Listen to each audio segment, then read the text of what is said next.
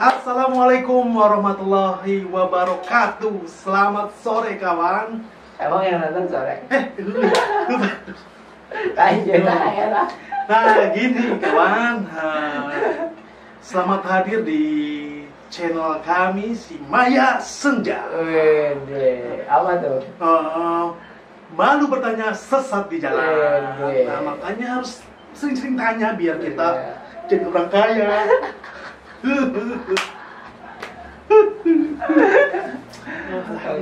Alhamdulillah kita punya teman ngobrol yang menginspirasi kita. Wede, menginspirasi nggak tuh? Orangnya sih kecil, masih muda, tapi muda. ininya bro. Wede. Kita tes. Oh tapi ini kan nanti kontennya kan tanya jawab nih ya.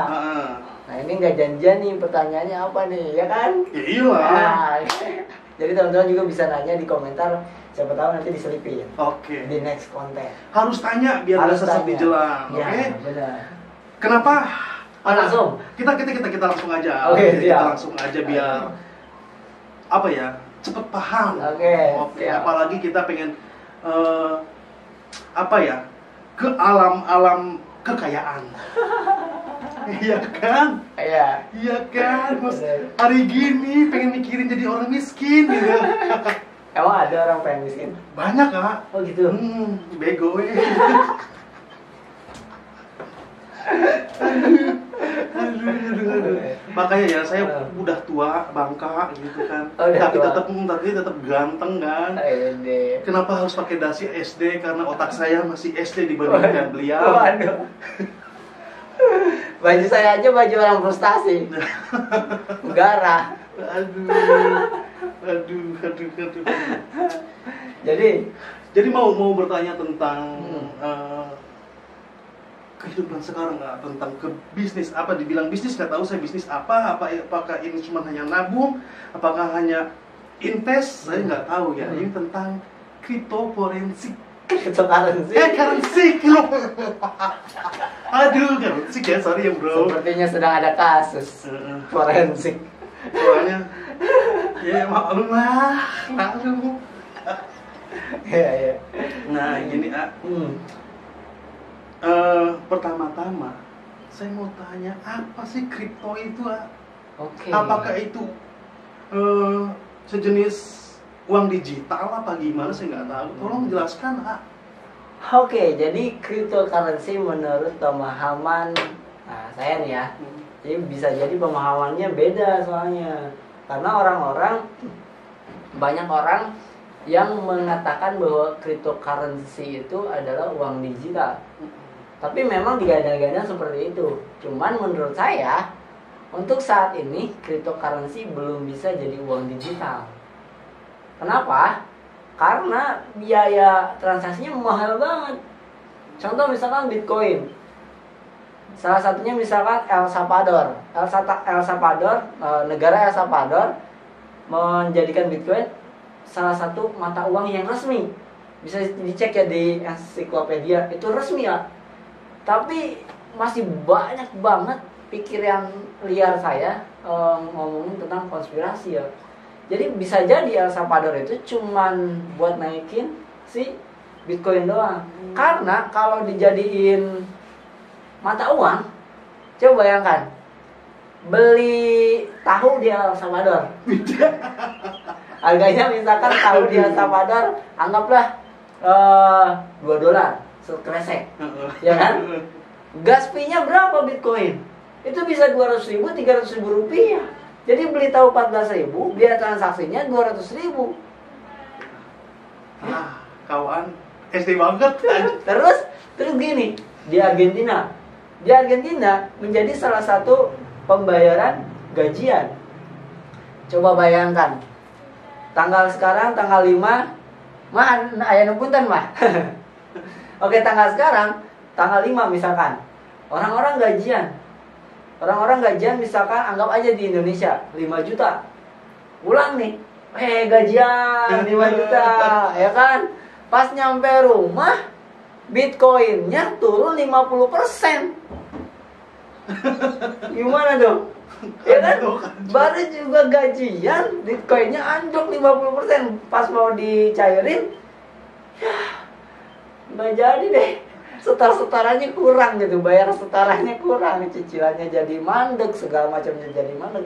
Jadi cryptocurrency itu untuk saat ini menurut saya belum bisa menjadi sebuah mata uang. Kalaupun ada negara-negara seperti itu, masih belum bisa masuk logika nih. Karena biaya gasnya mahal. Tahu sendiri Ethereum gasnya berapa? Bitcoin lebih mahal daripada Ethereum, jauh lebih mahal. Jadi menurut saya cryptocurrency untuk saat ini hanya sebuah aset digital. Aset digital. Aset digital, belum mata uang digital. Boleh setuju, boleh enggak? Karena pemikiran masing-masing beda-beda. Aset digital, bro. Ya, jadi kenapa bisa dibilang aset digital? Karena aset itu harganya bisa naik, bisa turun. Gitu. Makanya dibilang aset digital dan cenderung untung sebenarnya kalau kita bisa mempelajari arah si cryptocurrency ini gitu. Jadi kalau kita long term nyimpen dana 10 tahun yang akan datang, ya sama kayak beli tanah hari ini, 10 tahun yang akan datang ya harganya dijamin 100% pasti naik. Ya kan? Nah, sama juga dengan cryptocurrency, belinya sekarang dijualnya lagi nanti di 10 tahun yang akan datang ya pasti harganya naik juga. Karena secara historikal cryptocurrency naik terus sebenarnya mah gitu. Cuman yang jadi masalah adalah orang yang ikut-ikutan masuk, ketika masuk harganya turun terus. Belum apa-apa dijual lagi. Ya kan? Contohnya misalkan Brandon Ken itu yang ada di Joey's Band, salah satu artis. Jadi dia 2000 berapa gitu ya, lupa, beli Bitcoin lumayan harganya. Pada saat beli ternyata drop terus sampai kehilangan 50%. Karena takut dan belum tahu, hanya ikut-ikutan. Ya daripada habis, menurut dia, daripada hilang, mending jual. Ternyata apa yang terjadi setelah dijual? Naik 3 kali lipat. Dan kebanyakan orang kayak gitu karena nggak tahu alurnya. Gitu. Nah, begitu ya, bro. Ternyata kripto itu turun naik ya. Turun naik. Dan saya tuh belajar. Jangankan si artis itu yang diobrolin itu, saya pun sama. Saya awalnya ikut-ikutan, ternyata jauh banget turunnya. Tapi pas dijual karena saking begonya saya nggak tahu tentang, makanya sekarang saya bertanya nih di senja ini nih. Maya senja bertanya susah jalan. Tapi benar, Andre juga awalnya sama kayak gitu, apes banget. Jadi udah beli ya, drop ceritanya teh. Udah drop, pas mau naik, udah naik nih, udah mau balik modal. Terus ada yang nge-WA, katanya, ini temen jauh nih, katanya Bitcoin bakal drop banget sampai 4 tahun yang akan datang, ya kan? Apa yang terjadi? Dijual guys. Ternyata 3 hari kemudian naik 2 kali lipat. Sakit hati. Itu pengalaman. Tapi jadi pelajaran. Jadi pelajaran. Kalau saya pengalaman itu benar-benar jadi apa ya, bikin drop. Nah, makanya saya bertanya terus sama Andri Budiman ini, bro. Kemarin kita dapat 200%. 200%, bro. Mantap. Makanya saya selalu belajar dan selalu bertanya dengan dia. Cek konten Dasi Daily Signal. Di sana saya ngasih bumpernya itu profit doang sampai 800%. Sekali trading. Sampai 800%. Jadi di sana teman-teman bisa melihat pemikiran analisa saya gitu. Ada linknya di sini, ada linknya. Ada playlistnya, ada di deskripsi. Oke, mantep tuh. Saya belajar lagi. Kemarin tuh 200%, mungkin bisa 200% yang jadi orang kaya. Tapi banyak gini banyak gini juga, banyak yang bertanya nih banyak bertanya. Sebelum mulai di kripto, yang pertama itu takut turun naiknya itu kita nggak tahu atau nggak paham. Benar. Makanya saya sering bertanya ke AA karena AA udah ahlinya, ya. Karena udah jadi apa namanya tuh ya? Jadi apa tuh? Apa ya? Analis. Analis. Wih, mantap nggak tuh? Jago nggak tuh? Analisan ya guys. mantap bro. Nah, dan ada yang bertanya juga karena mungkin ya kebanyakan orang udah tahu tentang kripto dan kebanyakan orang juga yang belum tahu tentang kripto. Apakah kripto itu haram? Itu pertanyaannya. Wow. Langsung raja terakhir ditanya langsung kripto itu haram. Jadi kalau pemikiran saya, ini kan opini pribadi ya, belum tentu bisa diambil gitu ya, belum tentu benar, tapi belum tentu juga salah. Nah, apakah cryptocurrency haram? Saya setuju ada yang haram di dalam cryptocurrency. Contoh, misalkan BitTorrent. Ya, ada koin namanya BitTorrent, BTT. Ya, itu kenapa bisa haram? Karena projectnya, ini kalau di Islam kan panjang ya. Iya. Karena projectnya dia itu punya salah satu usaha di mana usahanya si BitTorrent ini adalah mendownload aplikasi-aplikasi bajakan. Nah, jadi kalau misalkan halal dan haram kan panjang. Iya. Jadi kalau cryptocurrency dibilang haram, tar dulu nih. Memang saya setuju ada yang haram dan ada yang halal. Tapi kalau ngomong cryptocurrency haram, nah saya nggak setuju.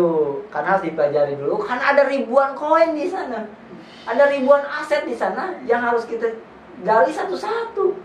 Nggak bisa kita ngomong cryptocurrency haram, bang. Ya nggak bisa. Apa dulu nih? Lihat dulu proyeknya apa. Kayak misalkan saham haram atau halal?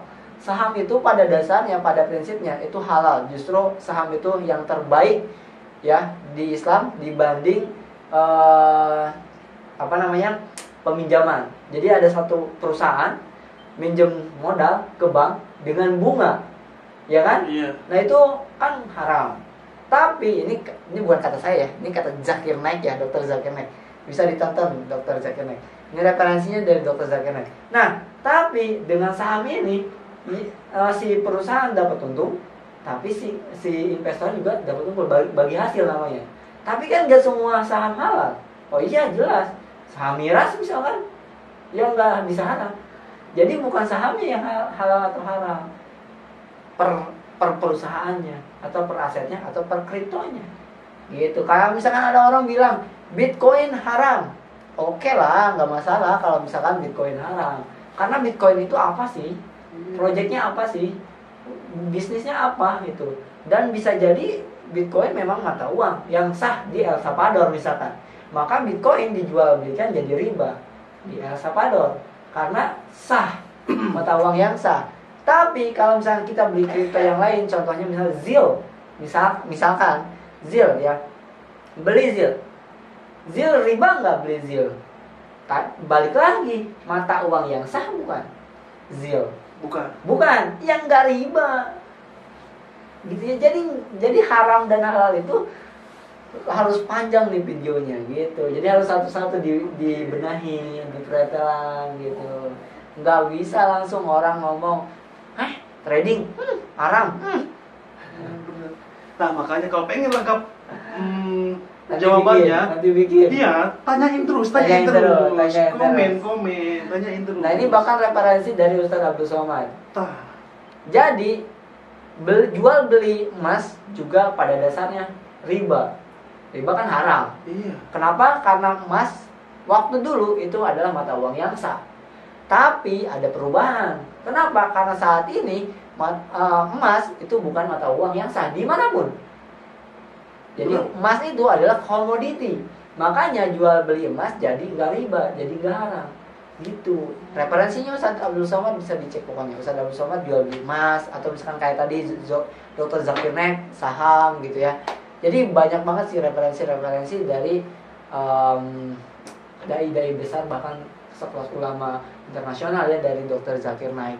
Kayak gitu ya teman-teman, bisa digali terus. Yang penting dasarnya dulu tahu, baru dipretelin satu-satu. Jadi nggak bisa dibilang cryptocurrency haram atau cryptocurrency halal. Saya setuju cryptocurrency ada yang haram, ada juga yang halal, tergantung apa proyeknya dan seperti apa sistemnya. Ya ada juga sistemnya kayak MLM, yang kayak kemarin Edcash, ya kan di Indonesia Edcash ya itu kan sistemnya MLM. itu terus ya udah ciduk kan gitu. Jadi memang harus dipelajari dulu semuanya, jangan ikut-ikutan, selalu ikut-ikutan. Kata mama gini ikut ya. Kata yang lain gini ikut, jadi oh itu haram, oh itu haram, oh iya itu haram, itu benar, jadi gitu. Benar. Ini nggak boleh, harus dipelajari satu-satu. Makanya harus bertanya Harus biar bertanya. nggak sesat di Ya nggak sesat di jalan gitu guys. Wah, luar biasa kawan, kita dapat pencerahan. Jadi Ustadz Waduh. Jadi Ustaz. Tapi ada beberapa Ustaz yang selalu curhat sama saya gitu. Tadi aja setengah jam nelfon lama banget gitu. Aduh, mungkin terpengaruh sama Bung Roma. Bung Roma. Kenapa yang asik-asik itu yang dilarang? Eh. Padahal itu enggak. Padahal nggak semua asik dilarang. Iya.